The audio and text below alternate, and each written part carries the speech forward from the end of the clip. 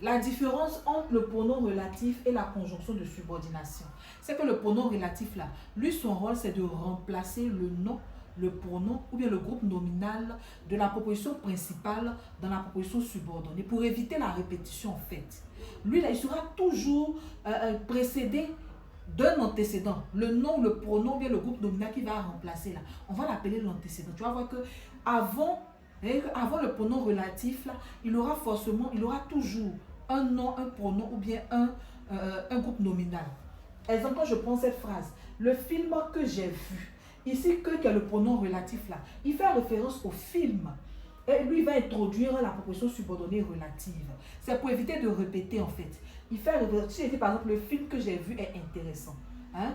Que j'ai vu ici, c'est la proposition subordonnée relative qui est introduite par le pronom relatif que remplace le film dans la proposition subordonnée. Pareil pour l'homme dont on parle, dont aussi remplace l'homme. L'homme, c'est l'antécédent. Le film ici, c'est aussi l'antécédent. Donc là, lui, il remplace l'antécédent qui est l'homme ici dans la proposition subordonnée relative. Par contre, la conjonction de subordination, c'est à lier la proposition principale de la proposition subordonnée. Avec la conjonction de subordination, là, tu vas voir que la conjonction de subordination sera précédée du verbe. Après le verbe, tu vas voir la conjonction de subordination. Donc voilà comment tu vas faire pour reconnaître le pronom relatif et la conjonction de subordination.